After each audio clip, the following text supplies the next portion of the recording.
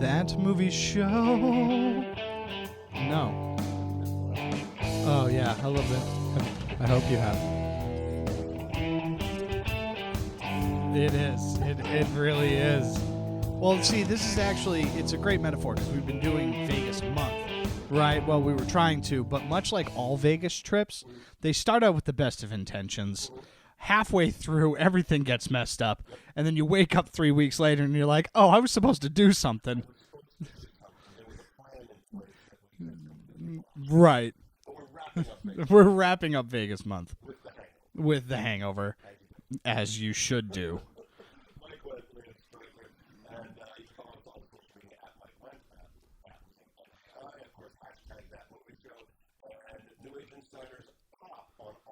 Yeah.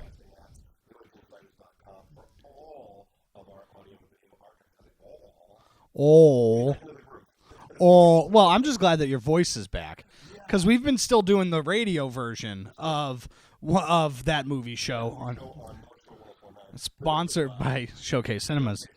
And it was really funny when you first got back, and it was like, I can't, David, I can't believe the aliens are here, David. Yeah, the guy from Independence Day. Yeah, John Hirsch. Oh, Robin Williams, I'm gonna make you a woman, and it's gonna scar your children for life. Yeah, now you have your voice back, so that's okay. Yeah. Yeah, you're really intoxicated when you develop a limp. Oh, yeah. Did I fall? Why is my leg banged up? Why is my arm banged up? Why is my ribs hurt? Yeah. Those types of things. Much like the movie we're about to cover. Yeah. We're trying to piece it together ourselves, the six of us that went along with this. We are not having as much luck as the guys in the movie, though. No. Of course, it took us 5 days to do what they did in 24 hours. In theory, yeah. We didn't even get a tiger. Yeah, I wish that I did Google where Mike Tyson lives. Unfortunately, it was about an hour and a half cab ride. Yeah. Yeah, that sounds about right. That sounds about right. Well, I mean, do they still have him at the Mirage? Tigers? I think after 8, one of the 6 people I think they took it. Well, no, he's not dead, but he's really banged up. Yeah, he tried to eat one, but I think that they still have the tigers. I just think that they're like in a zoo.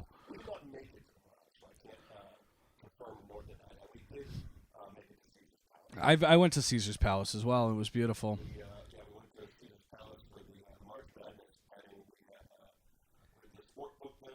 Yep.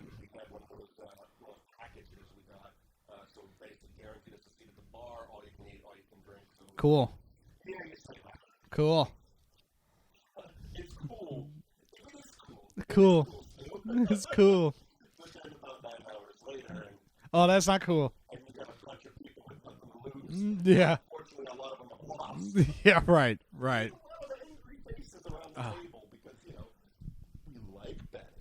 Yeah. That's appropriate. Do it more for fun. Others do it seriously. Right. I can get up and walk around and have some fun and ride the elevator 14 times in a row because they have an elevator in the restaurant. That was something I did for a break. Okay. To stretch the old legs out. Yeah.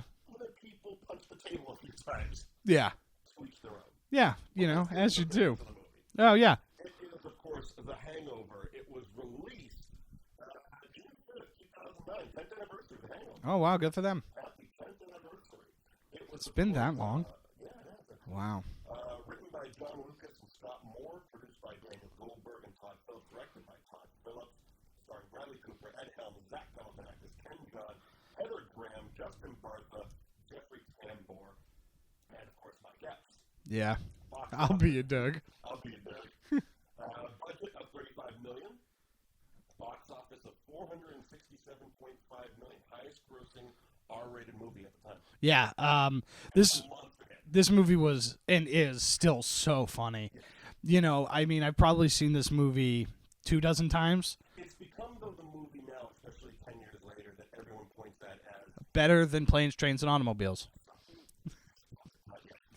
Okay, go on. But it's also become the movie people point to now and say you can't do that anymore.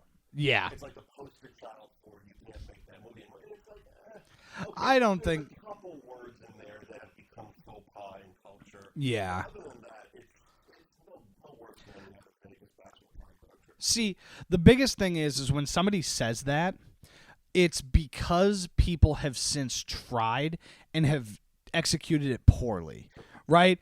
If they were to make this movie is funny, and if there was supposed to be, like, if we made this in 2019, the same exact movie, the movie would still be funny, but that's because it's executed well. If it's poorly executed, like, it's the difference between Scary Movie 1 and Scary Movie 4, right? Like that's basically it. Where it, yes, I think so. But that's that's the thing. It's like Scary Movie 4 is a poorly executed Scary Movie. Scary Movie 1 is still hilarious. It's amazing though because the original was Wendt. Right. But it wasn't like the series was taken over by some M&Mers. It was taken over by the Zuckers. Right. Exactly. Yep. Well, that's why 3 feels like Airplane. Right. That's why. I think the biggest problem I feel with the scary movies, especially coming from the Zuckers, was they decided to make feature films. Correct. It was no longer. Were balls out R-rated movies. Go Yep. as far as you can go with the gross out humor and all that, and then they're like, all right, well let's pull it back a bit. And the audience was already trained to it'd be like if they tried to. Right, and even in and of itself, right? The 2 sequels to The Hangover aren't like handcuffed in any way, shape, or form. They're just not executing well. Right, exactly. An R rating doesn't make for a good movie. Right, exactly. In that situation, I feel that didn't help them any. I did actually. I own, of course, the sequels to Hangover. I watched them last week, the week before and the second one is beat for beat, joke for joke, just replace Vegas with Bangkok. Right. Movie.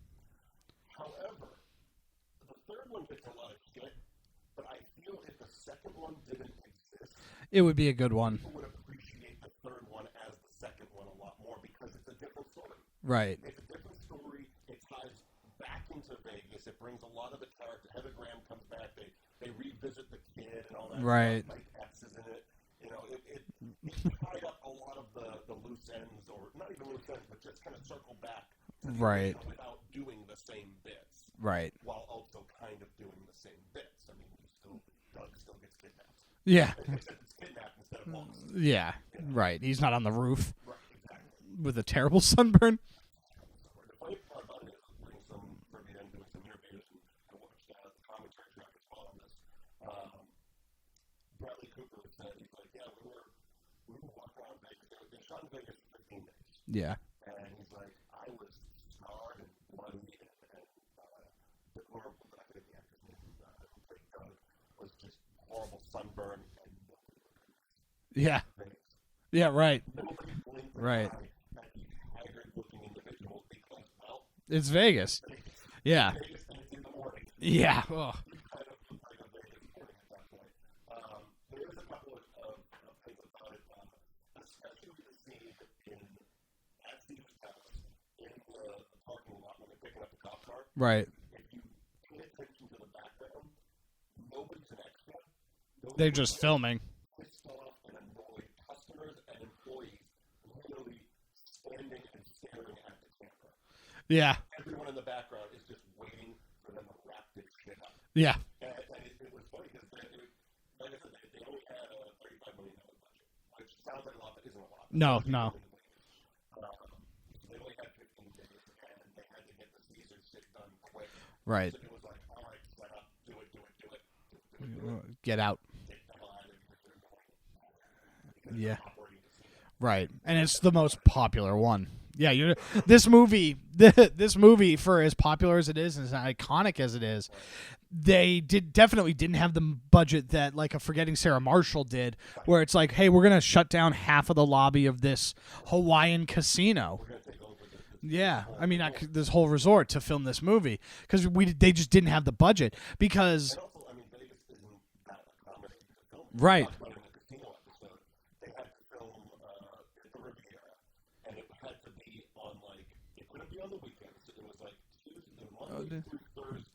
At like 5 a.m. Yeah, between like 2 and 5 a.m. Yeah. And they had to get all there, and that was casino. Right.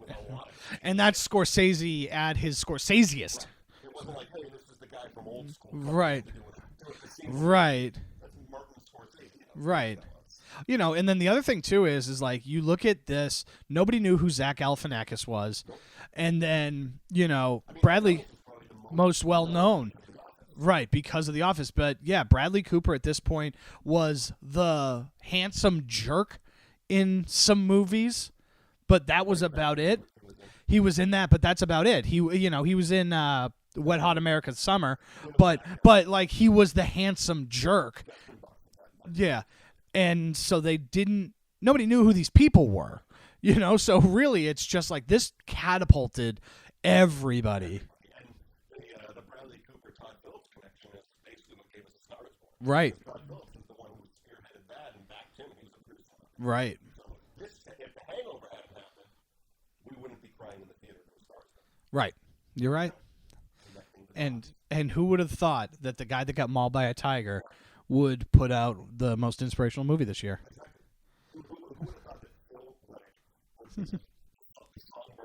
Yeah, who knew? Who knew? Who knew? So let's get into the movie a little bit. Yeah. While the movie's actually playing in the background, if you notice on the video, we keep looking up. It's ending. Yeah, I mean, this is why we got ADD. Yeah, the best part about this probably has to be that the plot is so simple. It's a bachelor party in Vegas, and the archetypes are great. You have the bachelor. Yeah, right. We never actually see the bachelor party. It's the aftermath. Right. And really you only get you get snapshots. Yeah, you get snapshots. You don't get, which I think is by design the best part of this. At no point do we have. Right.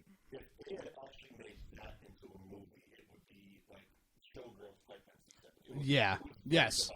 Oh yeah, of course. Well, I mean, if you had to film the scene of them getting the tiger from Mike Tyson's house, do you know what I mean? Like that sequence in and of itself would have cost $1 million. You know what I mean? No, it wouldn't have. Right. Right. But they executed it well because even at the Mike Tyson stuff when they're watching it on TV, it's not like, all right, we set up this vehicle that we're watching the security tape on camera and then we just cut to it as if we're watching the sequence play out live. Like they filmed it on a security camera and it's bits and it's pieces, and the simplicity of the movie is better.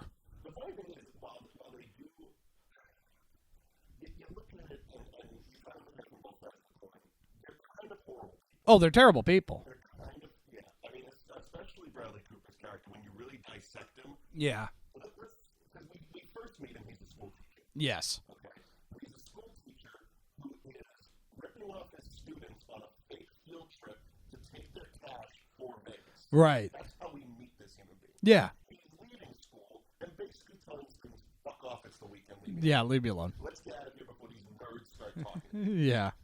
Which also is in the same scene because he gets into the car where Alan reveals that he's not allowed around a school or a Chuck E. Cheese. Yeah. Now, on the commentary track, Zach Galifianakis has said that, truthfully, Alan, yes, he's not allowed around children, but it's for kind of an innocent reason. He says Alan was probably playing with kids. It's just Alan was playing with kids. Yeah, right. Yeah, right. It was probably just a misunderstanding, but the way it plays out, without that context. Oh, of course. Without that, well,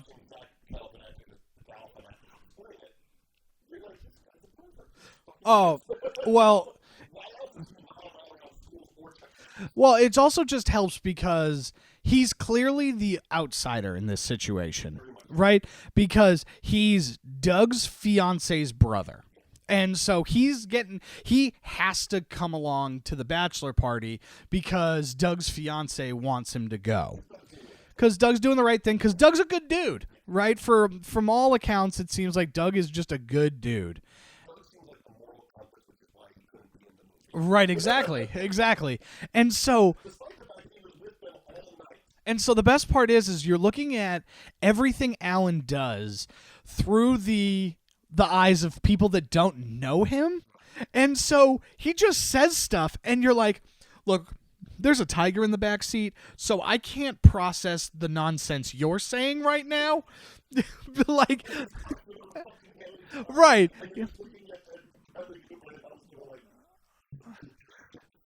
Yeah, right. That's what it is. That's what the whole Alan is. So it's like, yeah, he's saying that he's saying that he yeah, I'm not allowed around schools or Chuck E. Cheese. And it's just like, yeah, you know what? I can't process this right now. We have a car ride to Vegas. I'm never going to talk to you again, so I don't want to know the story. Yeah. Yeah. Yeah.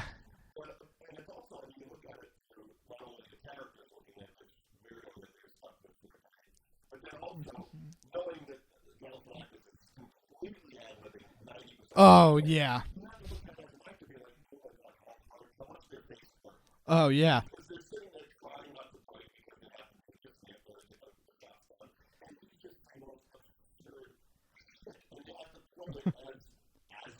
Yeah, right.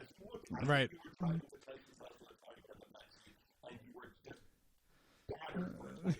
Yeah, right. Yeah, hey. Zach Galifianakis is great. Prior to this, he was in the movie Out Cold, where he plays a similar. That was the ski movie. Yeah, and so it's funny because he's very much a person that if he's in his element, he's very good. He's very good at what he does. The tough part is that with roles like this, it's very, very hit or miss. Right.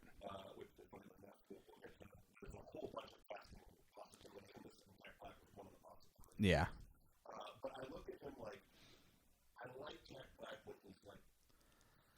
Right. Right. Oh, no. Right. Right, exactly. Right, exactly. That's why he was good in Out Cold. It's the same thing. Same thing. Yeah. Yeah. Of course. Do they? We should go. Yeah. Okay. All right.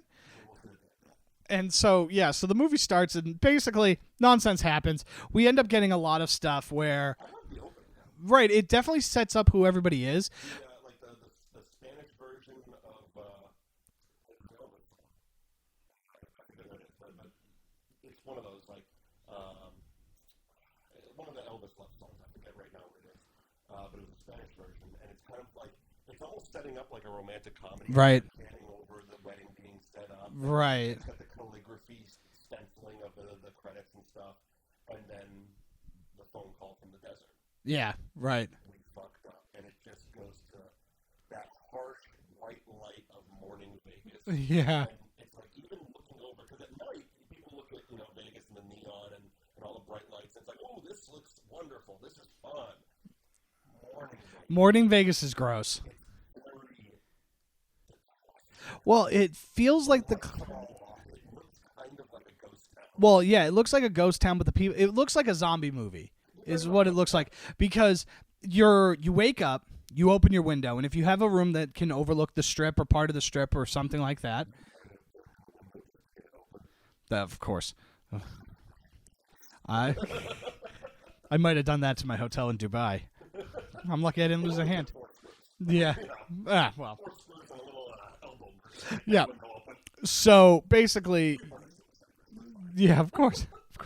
But you open that window and you look down on the strip and it's cold and gross and there's nobody out there. But the people that are out there are methodical, very sluggish, very slow, and they're just kind of moving in a direction.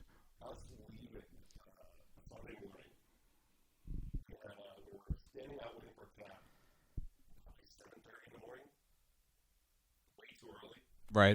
Our night ended maybe 4 hours earlier.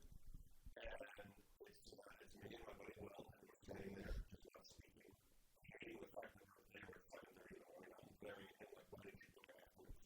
Right.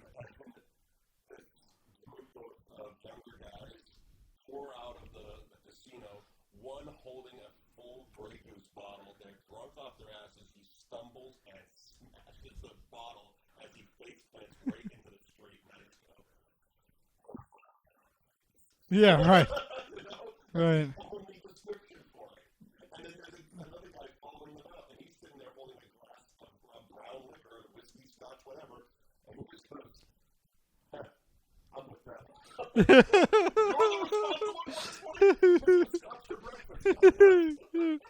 Of course. But yeah, so then after we get the phone call from Phil in the desert, very mysterious. Yeah, we don't know why. And the way they shot it was very smart because you have Mike Epps in the background, but you don't know because you're expecting it to be the 4 guys. Yeah, right. And you can see us two. Phil's obviously on the phone, and there's another guy with his back turned. And Yeah. you just assume It's our Doug. Yeah, but it's not. It's not our Doug. He could be our Doug. It could be, but it isn't. Yeah. It's Black Doug. It's Black Doug. Yes. And so we get flashback to the setup, which of course starts with getting fitted for the tuxes. Yeah. Which, I know it's a movie. I know you have to have some of these scenes for comedy, but would they really be getting fitted Right. for their tuxes the day before the wedding? Oh, it's like 3 days before the wedding. No. Well, not even. They're only in Vegas for 24 hours. 48 hours. Well, because there's there's Seems like a wedding with money. So that would be one of the things they would have done. My thought process is Friday night, like after school, they all get together and they head to Vegas. Saturday is the day in Vegas that we see. So Friday night is the blackout bachelor party. We see all of Friday and then Saturday. Then Sunday is the drive home, and they find him. Yeah, because they find Doug on the roof. So it's right.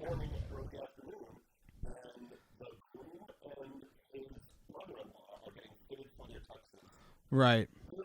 Yeah, no. Yeah. Yeah. The funniest thing is watching Bradley Cooper at the end of the movie when he being a dad. Yeah, the whole time. But yeah.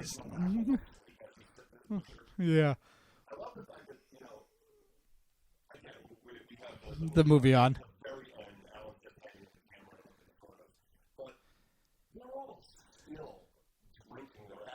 Oh yeah. Oh yeah. I wouldn't want to see alcohol for the next 3 days. I understand. It was 24. It was a rough 24 hours. Yeah. Yeah. To get back to, I don't see, especially Stu, was going to come out. Yeah. Despite how happy and liberating it was for him to call out his fiance. Right. Yeah. That's right. So many strippers. So many. Ken Jeong. A doctor. He is a doctor at this point, which is. Yeah. It would have been really funny if it was just. Yeah, it would have been really funny if it was just Heather Graham. like it just at the end of the movie we find out that it is actually just Heather Graham. Yeah. Oh God, he just rips out a tooth. But yeah, so let's just get to it. Yeah. So basically, they end up making it to. We find the aftermath of. Yeah. Many seasoned talent employees have said, yes, there's two things that people always say when they're checking in. Is this the real seasoned talent, and is this place patron friendly? Waka waka, please stop the joke. Yeah, right. Of course they are. We actually, again, I mentioned the real seasoned talent. Still looks exactly like it did 10 years ago. Oh, yeah. We were just watching this morning, and I'm like, oh my god, I was actually at that. I recognized the design of the counter in the lobby because we had to ask for directions when we were going for our March Madness viewing party, and we went up to the thing, and Will's asking the woman for directions to the restaurant that we had the reservation at. And he looks back at me and he goes, "What's the place called?" And I just yelled across the lobby because I hadn't had my cup of coffee yet. It was 9 o'clock in the morning, and I just screamed, "You booked it!" But yeah, it looks exactly beautiful. It looks exactly the same as it is there. But yeah, is this the real Caesar's Palace? And friendly, right? Yeah, of course. No, you're not. Yeah, right. Yeah, right. If you tell. Maybe. Yeah, so we see the aftermath of the bachelor party. Yeah, they upgrade to the villa. Yeah.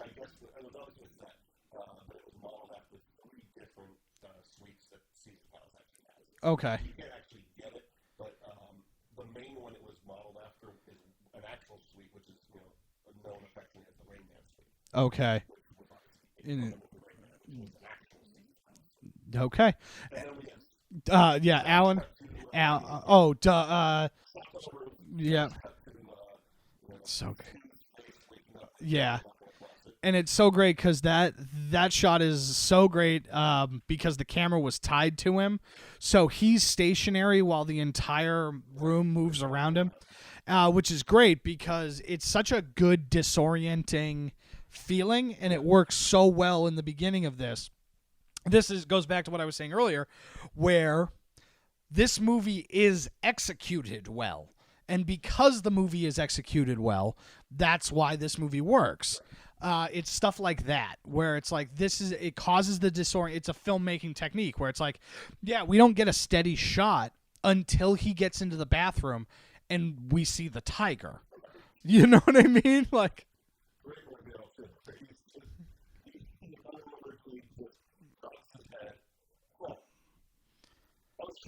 yeah. It's so good. And so he finds the tiger, runs out of the room screaming. Yeah. Yep. Yeah, right. I'm not going to ask you twice to put pants on.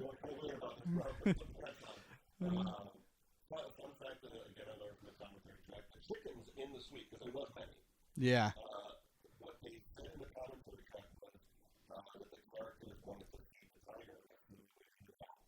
That's really funny. So they found chickens to feed the tiger.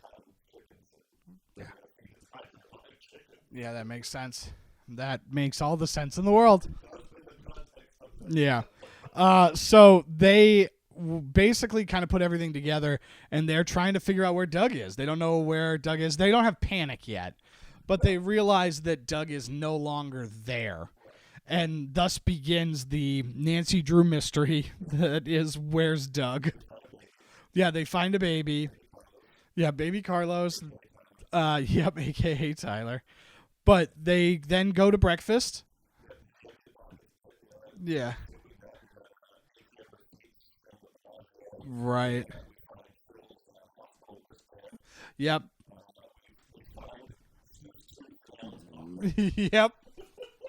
Yep, as you do. Yep. Yep. And so, yeah, they decide they're going to figure it out over breakfast at the table. Yep. And then the next thing that they do is they got to go find the car. They got to go get the car from the valet. Because we got to find Doug. Right. So we're going to go to the hospital because that's what logic dictates. Yeah, right. So they go to the valet, and the cop car shows up. Yep. And this just, it's like, what? Yeah, right. But he's just that cool. Get in.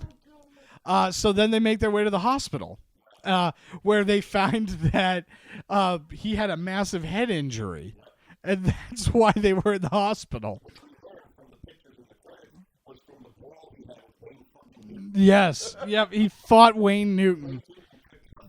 It's so funny. The doctor who looks, Matt Wallace looks so much like Louis C.K. And so for a while I thought they were the same person before I really knew who Louis C.K. was. Yeah, one can still work, and it's not it's not Louis. So yeah, he's okay. Yeah, right. But then no. Yeah. Yes. Thanks, Bin Laden. Because Alan is a treasure trove. This entire movie. Yeah.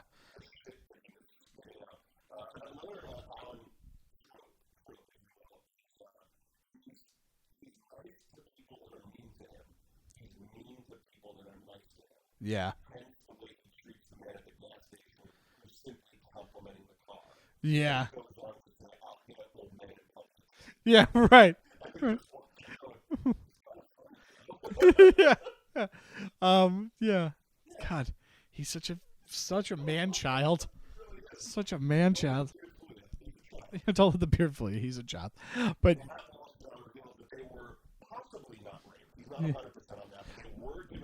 they were given Rufinol, and they don't know how, they don't know why. And so that's they said they had just come from a wedding. That is what they had said. That's what he had said. And they're like, no, the wedding's on Sunday. It's not. Can't be that. Can't be that. No. At a wedding. So they find out where the wedding chapel is, and they end up going to figure out where it is. And we meet Eddie, another Mad TV alum. Another Todd Phillips staple. Yeah, Brian Callen. He's very, very funny. He's also shows up in the sequel in Bangkok as a strip club owner, and to this day it's one of those really inside references that I'm shocked when anybody actually gets it. Okay. But it's when when you see somebody go, hello. Say it like this, hello. He wanted them to tell Chow, hello. But do it in medicine, hello. So anytime I'll like, I'm with somebody, I'll hello. And do the hand thing. Okay. And they're just staring like, yeah, what, are you having a stroke? Hello. Are you having a, you having a stroke? Yeah, and so they had a beautiful wedding. Beautiful wedding. Shirts. Yeah, who we find out is a stripper. Escort, right. Yes. And so then Vegas. So out of that, that's when we get the first like WTF moment of this movie.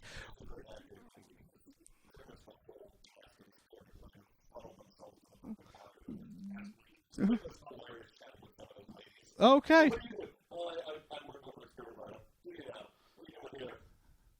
We're off.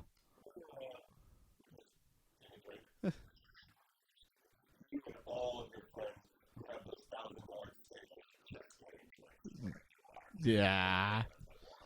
Yeah. Private lap dances. And so two men show up. And just shoot Eddie. Yeah. Right. And they're like, what the hell? Yeah, that's... yeah, because he lied to her about going to Vegas. She is a nightmare. And so, the person that has the most personal growth, I think, is Stu. Yeah. And so, basically, they are trying to get the hell out of there because they're getting shot at and baseball batted. Yeah, right. They get out of there. And then I forget how they get to the police. Because the police... Oh, that's right. Right. Because they still have the baby at this point.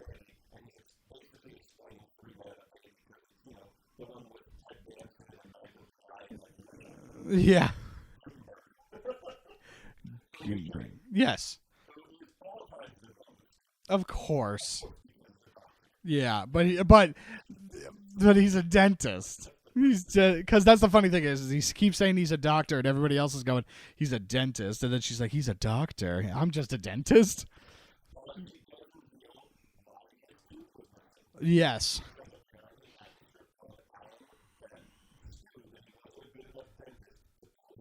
Yes. Yes.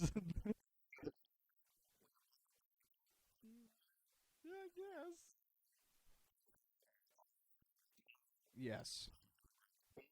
Yeah. Yeah. Yes.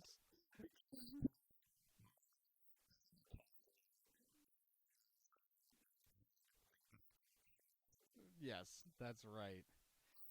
And yes, then the cops bust in and they arrest them because Rob Riggle, like Sergeant Rob Riggle, he shows up and basically they stole a cop car, so they're wanted by the police. Yeah, and basically they bring him in and they're gonna throw the book at him. They're gonna throw the book at him because they stole a cop car and it was their cop car. Right.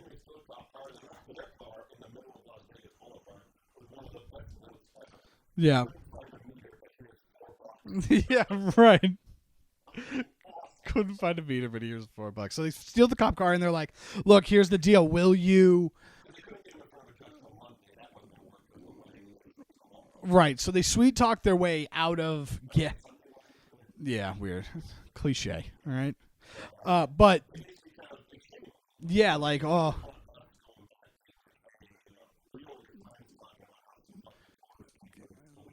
yeah, right. And the deal is that we're gonna test stun guns with kids, and that's how we're gonna be square.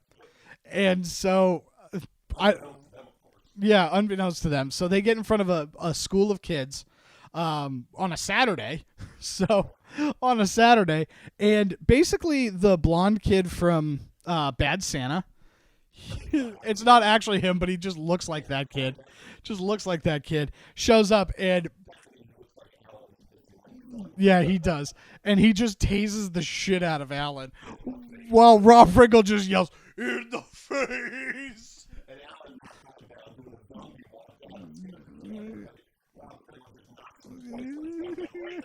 Yeah, he just goes, "Sometimes these big boys gotta just take him out this way." Just takes him out. Oh, God, it's so funny. So, yeah, they let him go because they end up just getting tased.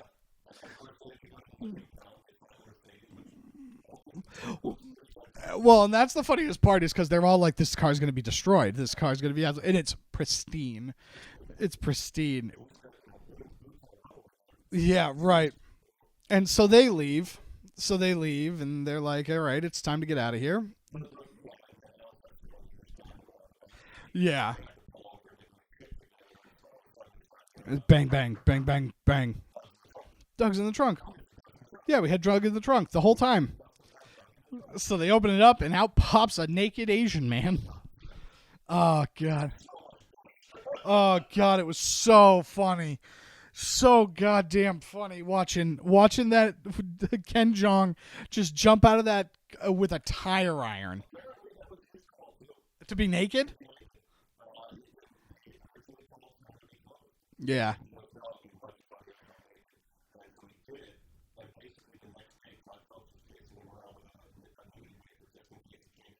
Yeah, right. Yeah. Oh God, it's so funny. Well, and it also helps with the reveal later. It's one of those things in the movie where, yeah, you have zero idea who this man is and why is he a naked man, and so when he then shows up in a very nice suit with two gun-toting gangbangers, he's that's it shows like, oh no, this guy's really important. Yeah, and so it really helps kind of sell who Chow is without giving Leslie Chow any sort of backstory. You know what I mean? You get all in the two first times you see him, they do so much for the character that you need zero explanation. You know, to be fair, I've never seen Hangover 2 or 3. So I have all of the ideas of who I think Leslie Chow is, but I don't. Yeah, okay. Yeah, if it's on TNT. Yeah, sure. Okay. Oh, great. Okay. Okay. Yeah, the third one I think is again I'll say it because if the second one didn't exist, the third one will be it's darker, it's not as Right. Right.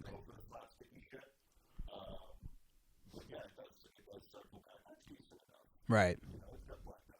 Yeah, Black Doug. Yeah, good. I like Black Doug. Okay, so just to dip into because I think we're meeting Black Doug around this point anyway. Well, this next is Tyson. Tyson's next. So they go back to the hotel room because they're like, maybe Doug just like showed up back. Yeah. Because they get into the car, he crashes the car into him and says, "Give me the fucking purse, mine had $80,000, yours had fucking Yeah. And so they have to go back to the suite to try to find the purse. So we meet Tyson. no, they go back. Yeah. Yeah, well this is the last time. Because they go back to the suite because they think Doug might just be there. Because they're like, we don't know where Doug could be. And then when they get there, they go, did we leave the music on?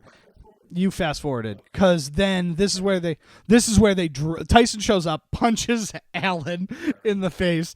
And then he's like, you stole my tiger, get the tiger back. And so then they drug the tiger with the rest of the roofies. And then drive back to Tyson's house where they see the video. Yeah. Yep. Oh God, it's so funny. So then after they do all the stuff with Tyson and see the security tape, that's where they get T-boned. Yep.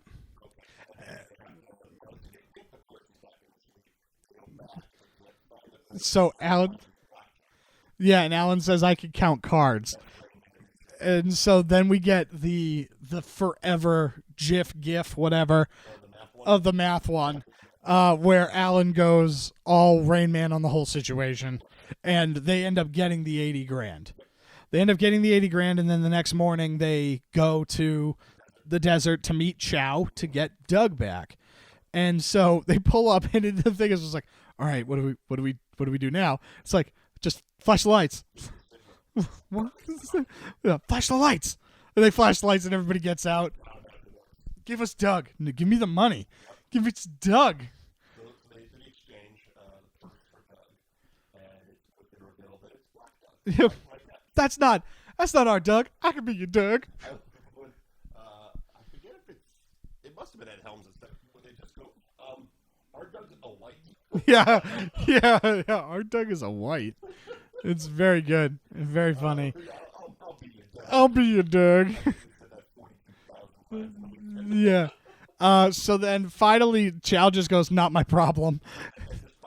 And just leaves. Yeah. Right. And so then this is where we get the phone call. And so we get the reframe of this phone call for the opening. And you're like, oh, man, so they're calling because the wedding is today. And it's just like, now we got to figure out how to get back to Vegas for the day that we... he's possibly dead. Not that he doesn't want to marry this chick and ran off, but we lost him. We got so messed up, we lost him. And he goes, I have no idea why you'd call it roofies, because you always end up on the floor, not the ceiling. Yeah. But this also circles back to the third sequel, part 3, where he says, because he was supposed to sell Alan ecstasy. Right. He met Alan at the liquor store and was supposed to sell him ecstasy, which this whole scene is actually shown in the third movie. Okay. The whole drug deal is shown. And he says in this one, Mark Okay. So they kind of tie all that shit back. Oh, cool.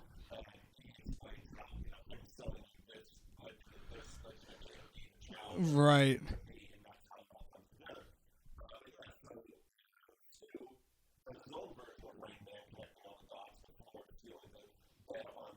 Yeah, because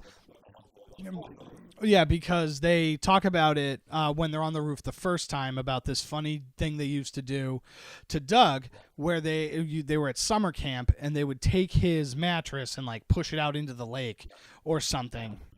So that old bit of like taking the mattress and having him wake up on the mattress, but somewhere completely different.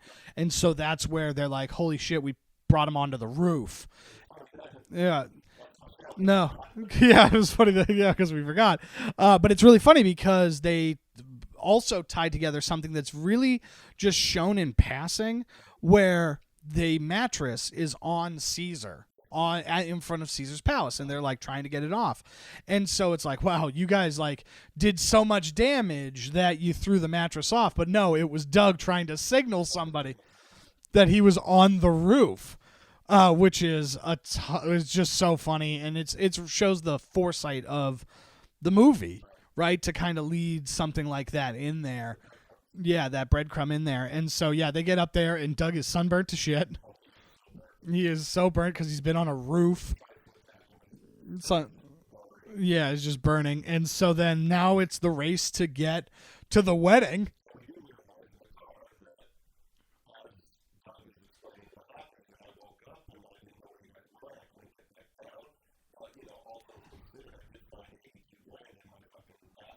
Yeah, right. So they found the money. Yeah.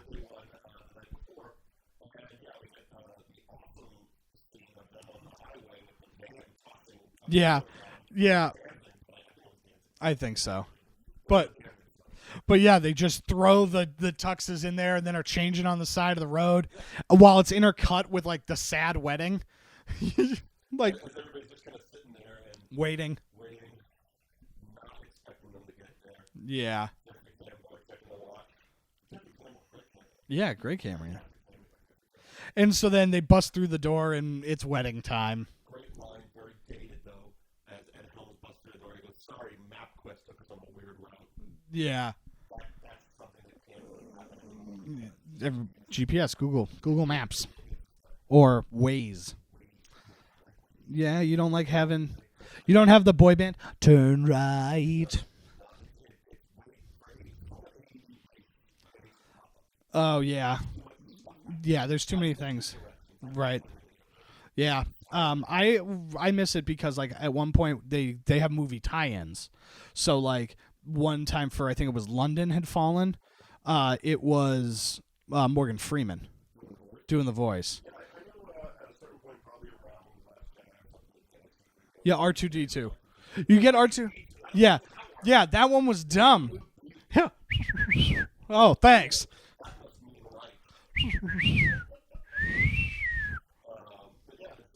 Or Chewbacca.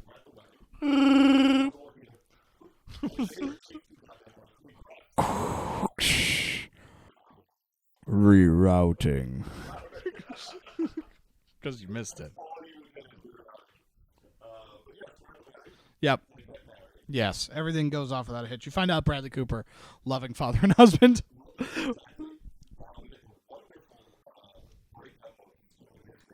Yeah, it's just a wedding stopper. Yeah.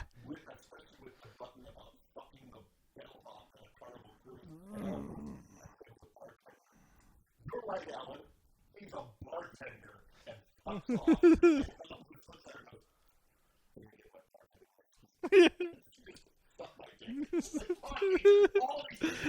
Yeah, they're all terrible. They're all terrible, terrible people.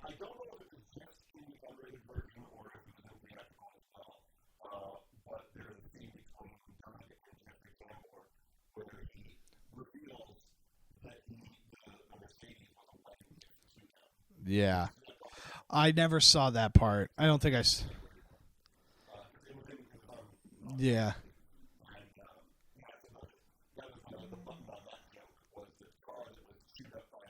Yeah.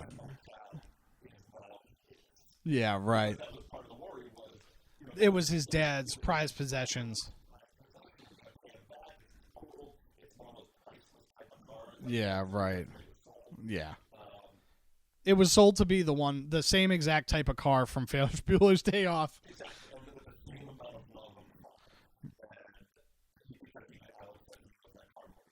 Yeah. Probably.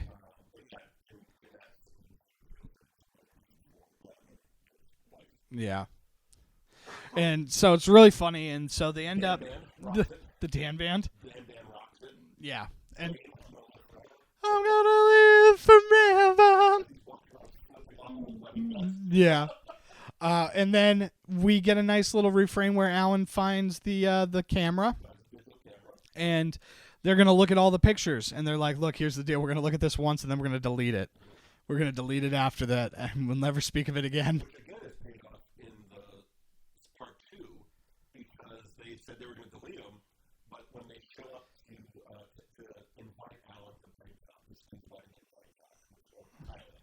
Yeah.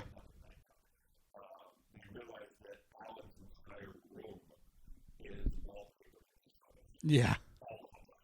Yeah, right.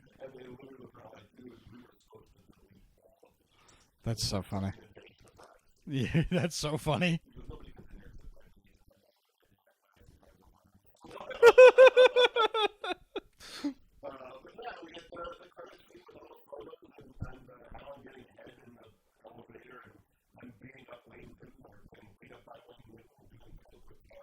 Yeah. Chow. Everything. Yeah, everything looks super fun. Yep.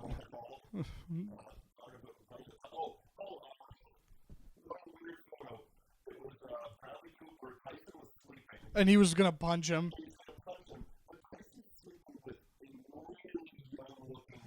Oh yeah. Right. Oh yeah. Ooh. Oh. It's really funny. Yeah, he's playing Tyson.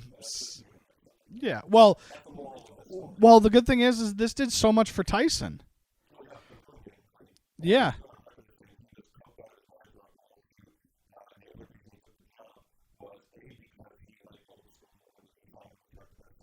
Yeah. Yeah. Right. Yeah. It did. It did. Yep. This is how he ended up getting the very, very, very, very funny Tyson Mysteries. You ever watch that show? The cartoon with him and his ghost friend and his pigeons? It's him traveling around in a van solving mysteries. Right. Yeah, but that really kind of helped Tyson, and so that was really cool.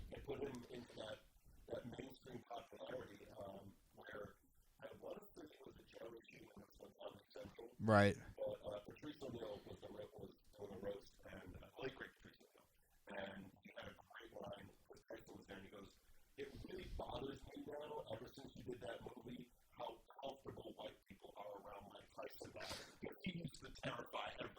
Yeah, right. Ah! This is funny.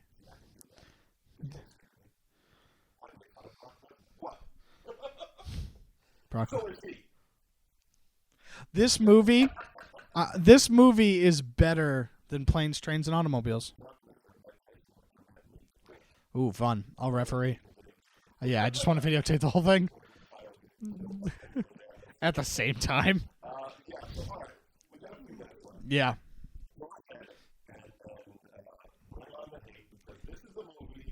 Yeah. Yep.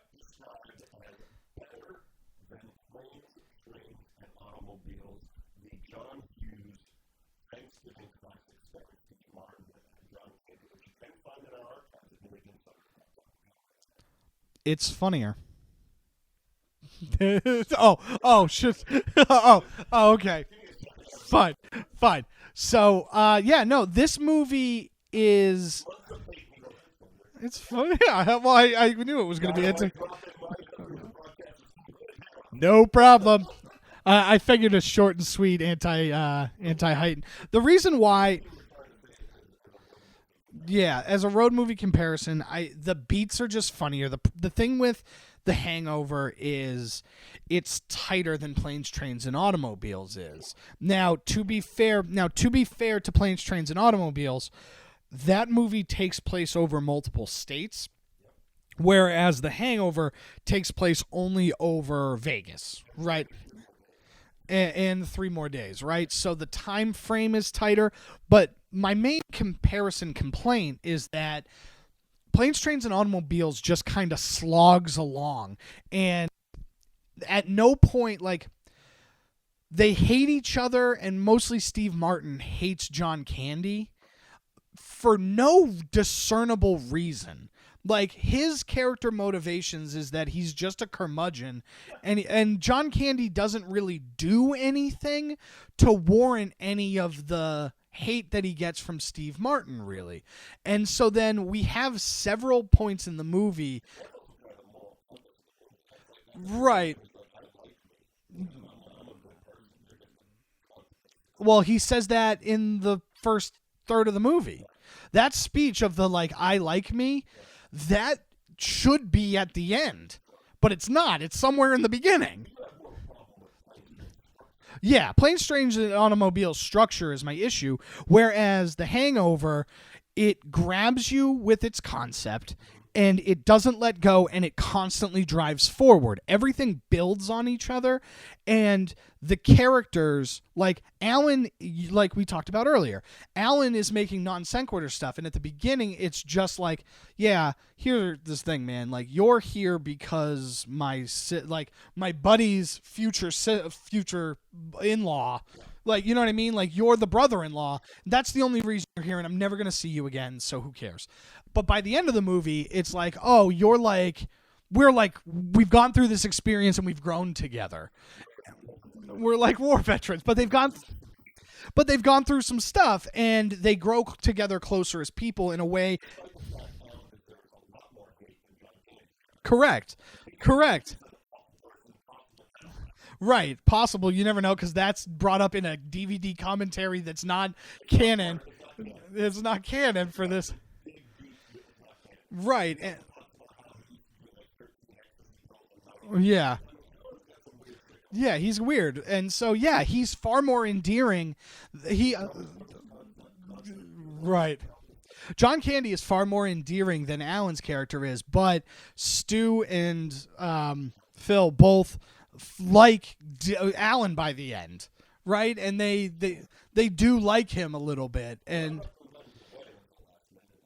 right, but at least in this movie they end up liking him and they grow as an experience. So I just feel like the structure of The Hangover is better than Planes, Trains, and Automobiles. Mostly, like I said, because it feels like we started and stopped a whole bunch in Planes, Trains, and Automobiles, and Steve Martin's character motivation didn't line up with the pacing of the movie. It feels like we had gotten over our issues and we're going to tackle this together, and then through no real issue that was John Candy's fault, Steve Martin is just mad again.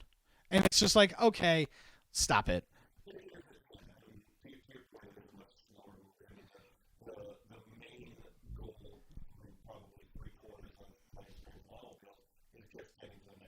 Right, exactly. Next. Yeah. Yeah. Right. Right. Well, and there's also, and the other part too is the stakes in Planes, Trains, and Automobile ultimately aren't that high. It's getting home for Thanksgiving. Right, but and there's no thing where, like, at the beginning of the movie, does Steve Martin's wife go, "You work too much, and if you don't show up for Thanksgiving, then we're getting a divorce." Like there's nothing like that where it's like he just wants to get home. Whereas in The Hangover, it's like, yeah, we got to find Doug because, one, where the hell is our friend? And two, we're supposed to be at his wedding today. It's his wedding today. Yeah. Yeah. Maybe he shows up. He knows the wedding's today. Yeah, right. Right. And so that the stakes are... We lost Doug, but we brought a stand-in. I'll be your Doug. Oh, I'll marry you, Doug. Yeah. I'll be your Doug. Hey, Doug.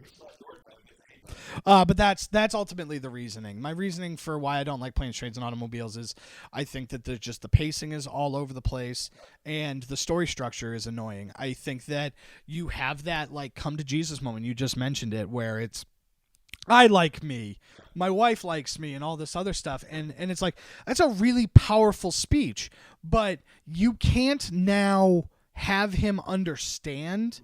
Like Steve Martin be like, yeah, you know what, you're right, and then like still hate him for the next quarter of the 2 quarters of the movie, and that's kind of how it feels. See, I think it's because in that one there's only 2 characters. One is a Yeah. In this one, there's technically 3 characters. Right. And they're all awful. Right. 2 is the best. He's still an awful human being. Yeah. Right. I mean, in a manner of speaking, opinions I probably would do the same thing stupid. Can't say whether I did that. Don't remember.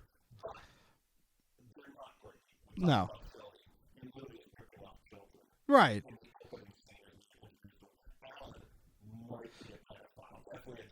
Yeah. Yeah, but the entire time we're trying to in Planes. Right. And who is Doug? Who is Doug? He was with them the whole night. Yeah. Right. Right. Right. He was there for all of it. They literally just put him to bed. Yeah, exactly. Doug was like, hey, man, don't do that. Let's just have a safe night. Maybe they would say that. Yeah. Yeah, let's do this. But part of the problem is you should be rooting in Planes, Trains, and Automobiles. You should be rooting for John Candy the whole time, and you're not. You're supposed to be rooting for Steve Martin, who's terrible to this genuinely nice guy. Now, that movie also would have been way better if the vampire subplot was a thing. It would have been better. It would have made that movie 10 times better. So that's how I feel. That's how I feel about how The Hangover is actually better than Planes, Trains, and Automobile. It is. Ooh. Yeah.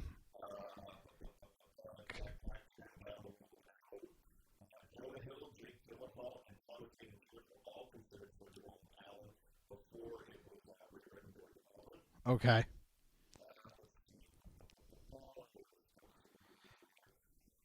I remember somebody else being on the hook for Bradley Cooper's character.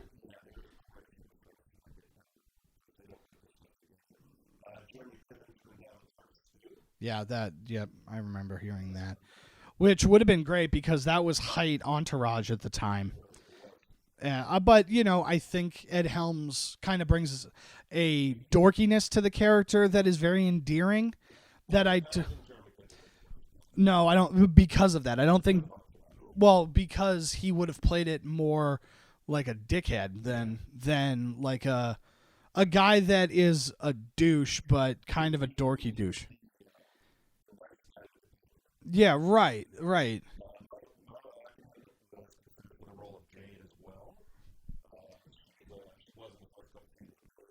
Okay. Sure. Oh, okay, yeah. Yeah, now I know who you're talking about.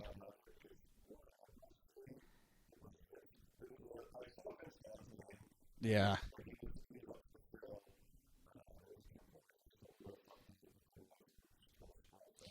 Yeah.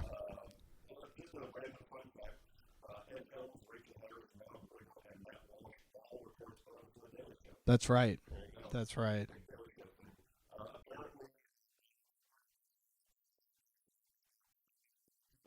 Okay. with the camaraderie. They didn't need a lot of work to become friends on screen. Yeah. Yeah. So Josh Lucas, Vince Vaughn, Josh Hartnett, and Ethan Embry were all considered for the role. Phil, Breckenmeyer, and Seth Rogen were considered for the parts too as well. Okay. There you go. A lot of possibilities. Oh, interesting. All funny people. Right. And see who works. Yeah, right. It's available this week. Yeah. Who can do it? Who can make it happen? You mentioned Seth Rogen.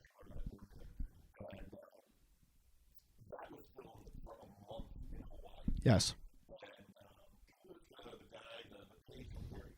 And Oh. I know exactly who you're talking about, Kenneth, but Jack McBriar.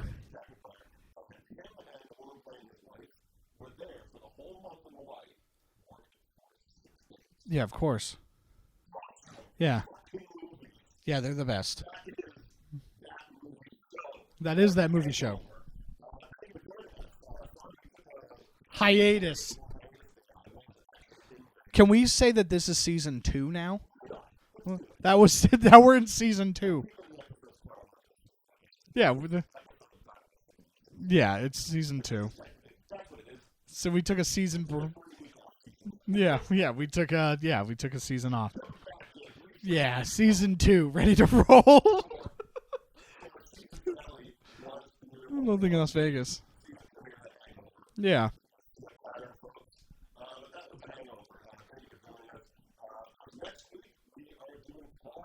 Conair. Duh. Nick, I need you to say that with less affection in your voice. Put down the bunny. Put down the bunny. Yeah. Yeah.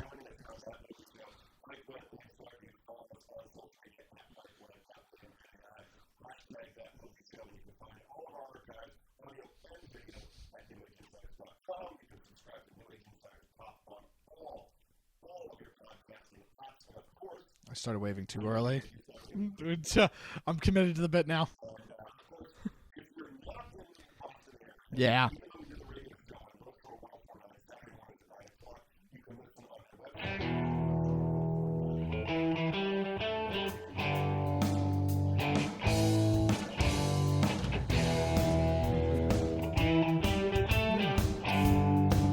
Yeah. Bye, everybody. Yay!